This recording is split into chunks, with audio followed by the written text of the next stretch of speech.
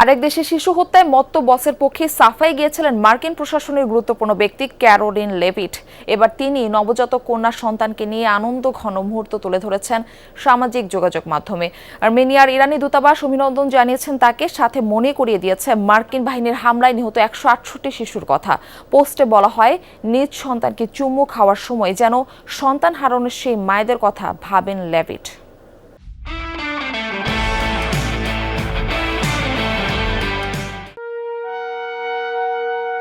এখনও রক্তের দাগ শুকোয়নি ইরানের মিনাবের সেই স্কুলে, যেখানে 28 ফেব্রুয়ারি যুক্তরাষ্ট্রের এক হামলায় মুহূর্তেই থেমে যায় অন্তত 168 শিশুর জীবন। যে ক্লাসরুম সদা মুখর থাকত নিষ্পাপ ফুলেদের হাসিতে, সেকেন্ডের ব্যবধানে তা পরিণত হয় বারুদ পোড়া গন্ধের এক ধ্বংসস্তূপে। সন্তান হারানো বাবা মায়েদের সেই গগন বিদারী আর্তনাদ যেন আজও মিনাববাসীদের কানে ভাসে। এই হামলারই মাসখানেক পর কোল আলো করে কন্যা সন্তানের জন্ম দেন যুক্তরাষ্ট্রের ট্রাম্প প্রশাসনের গুরুত্বপূর্ণ পদধারী ক্যারোলিন লেভিট। নতুন জীবনের আনন্দঘন সেই মুহূর্তের একটি ছবি সম্প্রতি নিজের সোশ্যাল অ্যাকাউন্টে প্রকাশ করেন হোয়াইট হাউসের প্রেস সেক্রেটারি।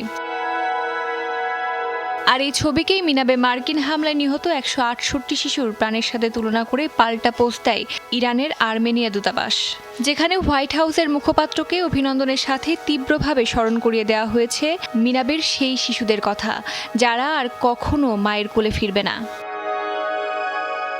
পোস্টে প্রেস সেক্রেটারিকে অভিনন্দন জানিয়ে ইরানের দূতাবাস দাবি করে, মিনাবের যে হামলায় তার বস ডোনাল্ড ট্রাম্প 1.5 শতাধিক শিশুকে হত্যা করেছে, সেই হামলাকে গ্রহণযোগ্যতা দিয়েছিলেন ক্যারোলিন লেভিট।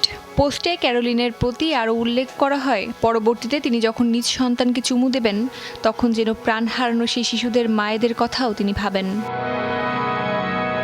নিউ ইয়র্ক টাইমসের এক প্রতিবেদনে বলা হয়েছে, যুক্তরাষ্ট্রের একটি টমাহক ক্রুজ ক্ষেপণাস্ত্র লক্ষ্যবস্তু ভুল করার কারণে আঘাত হানে মিনাবের সেই স্কুলে, যে ভুলের মূল্য দিতে হয় 1.5 শতাধিক নিষ্পাপ শিশুকে। অস্মিতা বিশ্বাস, যমুনা নিউজ।